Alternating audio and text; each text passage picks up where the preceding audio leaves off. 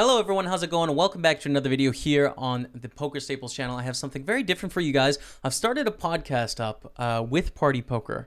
So this is sort of a pilot episode for you guys. It's like a new episode. It's the second one I've done. And I'm experimenting a little bit. So I asked Party Poker if I could upload it on my channel as well as their Party Poker YouTube channel, and they said sure.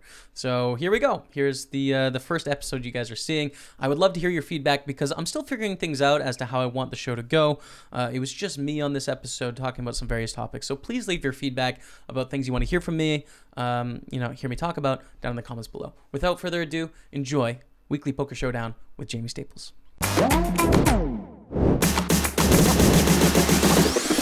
Hello everyone and welcome to the Jamie Staples Weekly Poker Showdown brought to you by Party Poker. I am your host, Jamie Staples, and I'm very excited to be back with you guys for another podcast episode. Still getting into the vibes of this thing, still figuring out how the live podcast works with the camera and everything. It's weird, but, we're going to figure it out. Have a jam-packed show today, a lot going on in the poker world. It's September, right? All the big series are going on online. There's lots of drama as people find their way back from the festivals and the beach and the sun in the summer to get back onto the grind. So we're going to touch on some of that today. Thank you all so much for watching, and let's jump into the show. I have some updates for everyone on the new software that was just released on Party Poker in September. If you guys missed this release, I have a video on my YouTube channel, PokerStaples YouTube channel, about the new changes that went in for the site. So some of you guys provided feedback, and then we got comments from the team that works on sort of updating the software and stuff like that. So I wanted to pass that along. There was a request for displaying the table full screen, like being able to see it big. It's something that has been talked about, but against the backdrop of other items that have to be sort of worked on, it's lower down on the priority list. And this is something I've experienced. So I've obviously been assigned Poker Pro for almost 5 years now. 4.5 years, I think. So I've had the opportunity to work with the number one and the number two poker site in the world and sort of figure out how these innovation things work. And for me, it was very eye-opening the first time I experienced it of like, wow, all these people really know all these things that should happen, right? But it's just a list that's 500 things long, and you have to sort of prioritize and figure out what you're going to do because you just can't do everything because it's difficult. It's just hard to do everything, So, this is one of those things that seems like kind of down on the priority list, something that everyone thinks would be awesome, but like other things are more important in the first place. So there you go. I actually have an official date on this, so we're going to continue to review it and see this being a 2020 item when moving to new technology. So there you go. 2020 is the proposed date for that. A comment saying, software is utter garbage. Okay. Sorry the player feels this way. We accept that we are far from perfect and welcome more specific details so that we can look into the problems the player faces. Absolutely. However you guys are listening or watching to this, would love to hear from you guys. That's something that I do on a consistent basis, is like hear what my Twitch channel says about the software, what they want to see, and then I pass that along to the team. And those changes sort of happen, right? Like the information on the table, I remember having a conversation with the team that works on the innovating with the client, and saying, man, it'd be really good if we could see the name of the tournament, or if we could see what position we're in, because the stats aren't very good for Twitch and streaming. Like, it's really hard to see, not just as a player, but for a viewer as well. And that happened. That got changed in September. So, your suggestions can make a difference, and I'd love to hear from you. That's what we're all about. Hotkeys, so people asking for hotkeys, actively being planned, especially the initial wave of improvements to go live towards the end of this year and beginning of next year. Would love to hear what hotkeys players feel we should prioritize in the first wave. So if you're a hotkey fan, what ones do you want to see? And some people asking for the classic table theme. So classic table theme will return. It was a separate table implemented to the oval and the racetrack table scene. Today, only a very small percentage of players used it, but it is going to come back. So there you go. If you like the classic theme, I don't know what you're thinking personally. I couldn't imagine playing poker on the classic theme, but it's going to be there for you if you want it. So enjoy it. And that's the update on software. So please keep sending that in. I'd love to do updates on software frequently if we can get that dialogue going. So love to hear from all of you. And that's the update. This week for the strategy section of the show, I wanted to talk a little bit about fast forward cash games, which is a very different format than what you see in a lot of other online poker areas. And I think it's something that can use specific strategy adjustments. So I figured to talk about it for those of you that might be new to the format. Party Poker is very much focusing on this format right now with these big leaderboards with added money for the people that play them and grind them. So I think really good value, and hopefully some of you will learn some things from these tips. First off, the fact that it's fast forward, so when you fold, you can move on to your next hand. It means that people play a little bit too tight in a lot of spots. If someone's in the small blind and they have a hand like, I don't know, let's say Jack 6 suited or Jack 7 suited, that might be a hand they should play if it folds all the way around to them.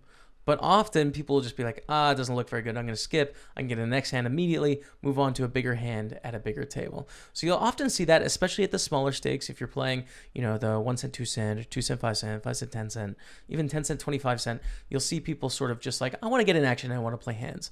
So be aware of that, right? And the adjustments you can make is, one, you can steal a few more hands, mix in a few more steals because they might have folded a few hands they shouldn't. And then two, if you're in the big blind, you really got to be wary of that, right? If someone is raising up in the small blind, you can assume that they're just that little bit stronger than they would be in a conventional cash game where they can't zoom forward to another table, or fast forward to another table. So that's the first tip. The second tip is the weakest spot of the table, sort of vice versa, the small blind, is the big blind, right? They don't have an option to fast forward. Until someone raises, they have to wait to play their hand. So I think there's a level of psychology that goes into their decision making in the big blind of like, okay, I've come this far. I've got a small raise from the small blind, like I'm going to play. So I think they're a little bit wider, right? Keep those two things in mind. I think that's really important. Another strategy tip for fast forward, which you might not consider because it's not even about the actual strategy of the game of poker, it's just the flexibility of the format. In other formats, like the one I primarily play is tournaments, okay? And I need several hours to play tournaments because some of them take a long time. Some of them are faster too, but it's just like you can't hop in a tournament for 10 minutes and then just be like, all right, I'm done. I'm going to get back to doing whatever I'm doing, You can't play in your lunch break at work, right? But fast forward allows you to play in very short periods of time. So that gives you ultimate flexibility. And something you might want to think about is keeping your mind fresh and coming at it with a clear state of mind. So you don't need to play these huge marathon sessions like we need to play with tournaments, or if you're playing some cash game tables and it takes a while to start up and sit back out. With fast forward, you can be in an instant and out in an instant. So consider taking some constant breaks, some refreshers, get some exercise in between, and just figure out ways to keep your mind fresh and sharp, because there's no need and no reason to put in marathon sessions and fatigue your mind. So keep that in mind. And the last tip I have for you for fast forward is make sure that you gather some reads. Now, this is sort of counterintuitive, right? You're playing in a pool of players. So when you fold, you move on to a new table. It's difficult to gather information about your opponents and remember what everyone's doing because you're playing with a bunch of people. But that's true for everyone as well. So you can't ignore that part of the game. So if you can start to develop some reads on your opponents and start to learn some things about them, even though you might only see them once in every 20 hands, those hands are fast. And if you can gather that data, you're going to have an edge on the rest of the pool that is just getting their next hand quickly without thinking that sort of stuff. So take some notes down on your computer, open up a notepad, try and take some notes, and when you see them at the table, jot that down, gather those reads, have an edge. Hope those strategy tips help for the fast forward action. Let me know how it goes wherever you're watching this. You can tweet at me at Jamie Staples, and best of luck. So I've been having this thought recently, and it's something that I've been spitballing in my head, and I've talked to a few people about. I wanted to pass this along to you guys and at least just talk out loud about my thought process. So I often try and think about poker as a game, and then think about sports, other sports, think about other games, and then figure out what they do in their industry or what they do at their high level, the elite athletes or the elite gamers in each of these categories, what they do and how is that different from what we do in poker, and then try and learn from that, because I think that's a really effective way to sort of leapfrog the competition in a lot of spots. So I was thinking about this one day randomly, and I was thinking about warm-up.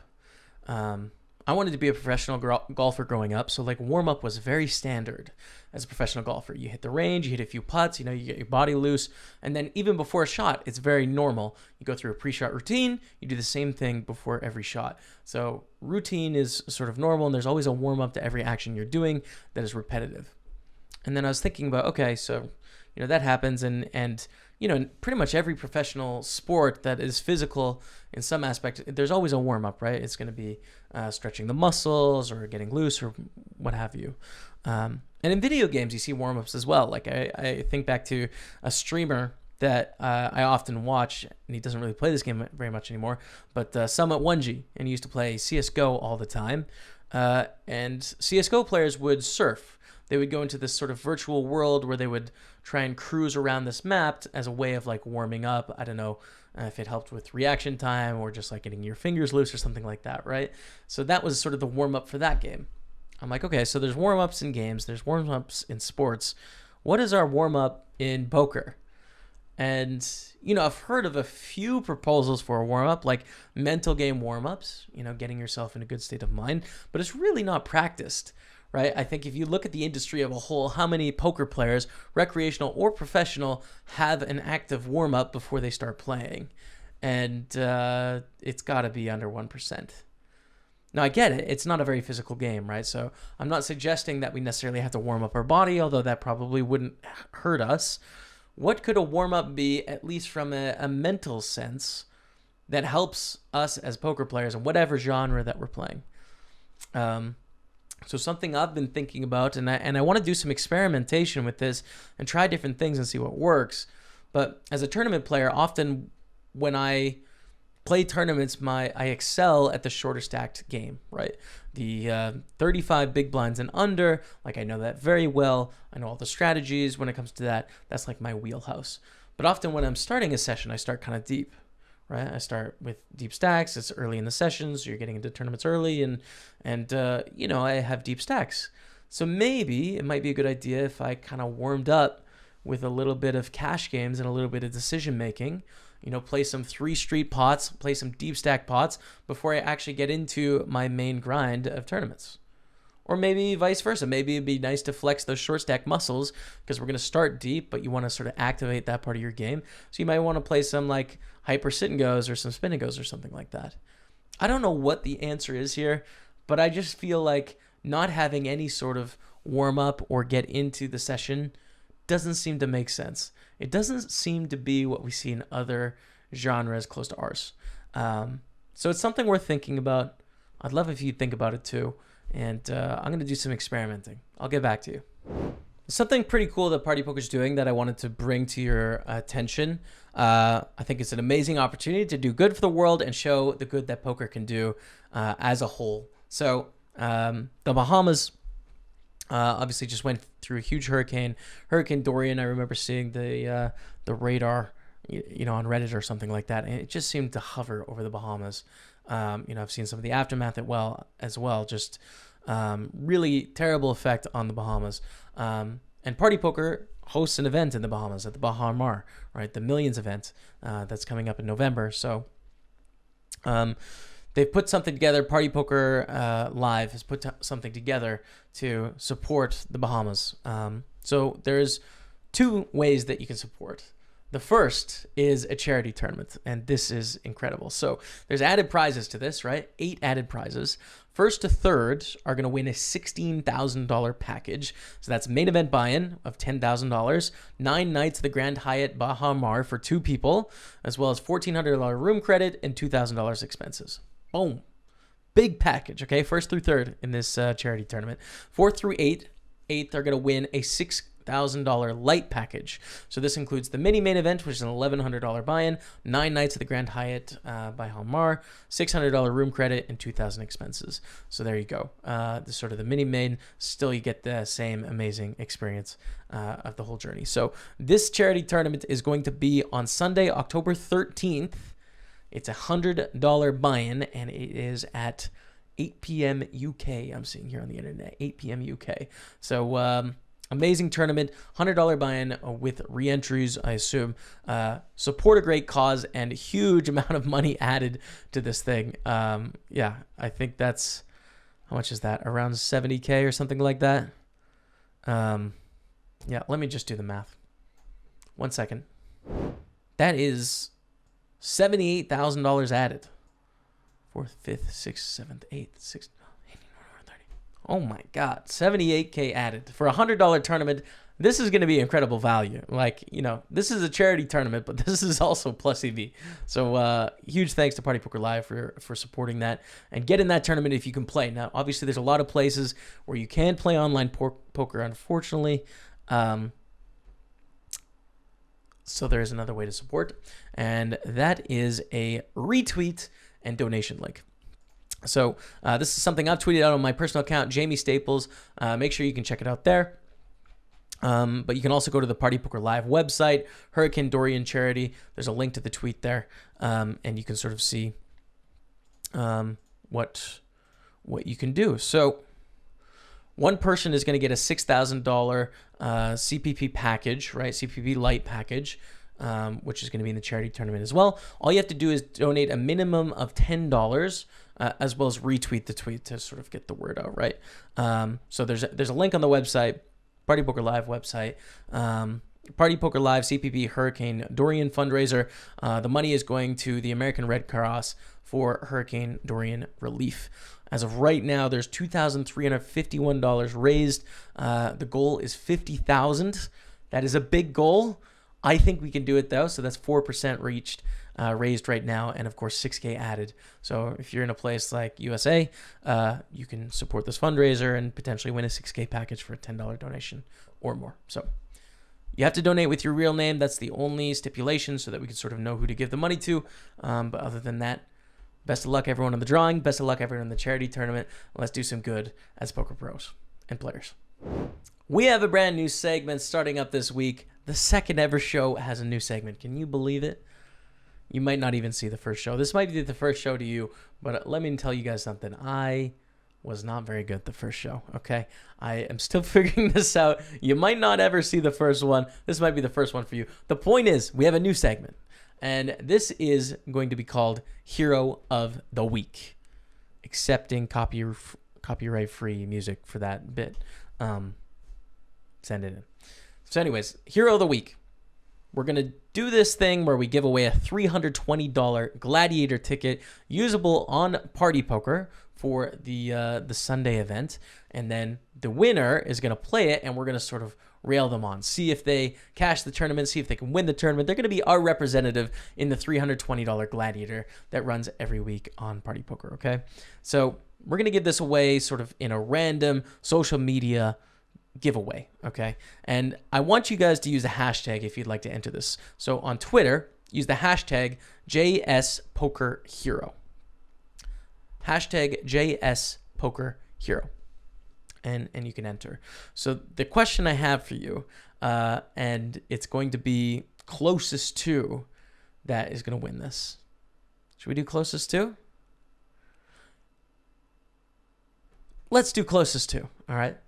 Closest to is going to win a $320 Gladiator ticket for next Sunday. Now, if you can't play, don't enter. Or enter, but don't use the hashtag so that we can filter you out, okay?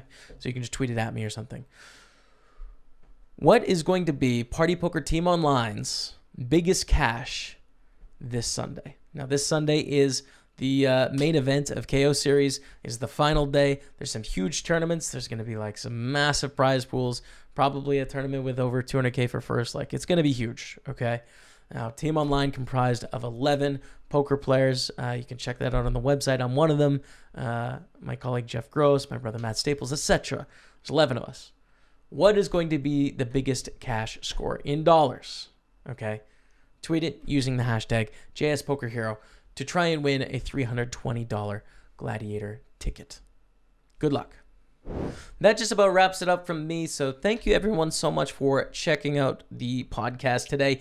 I'm still getting used to this, like talking without people talking back at me. So I'd really love it if you guys could reach out to me on Twitter at Jamie Staples or Instagram or Facebook. You can find me Jamie Staples or PokerStaples pretty much everywhere. So reach out to me. Let me know what you think about the show, any feedback you have, as well as like feedback for Party Poker and poker in general. I'd just like to talk to you guys. That would be great. So Yeah, that's it. I mean, best of luck, everyone, for the KO series, which is obviously wrapping up this Sunday. It's going to be a massive couple days of poker. I'm looking forward to hopefully continuing the hot streak, and that's going to be it. Thanks so much. Until next week, we'll see you later. That's it. That's all. Thank you guys very much for watching the Weekly Poker Showdown. Again, anything you'd like to say down in the comments about how you'd like to change it up, what you liked, what you didn't like, I really value that feedback. So thanks so much for watching. But until next week on this podcast, we'll see you later.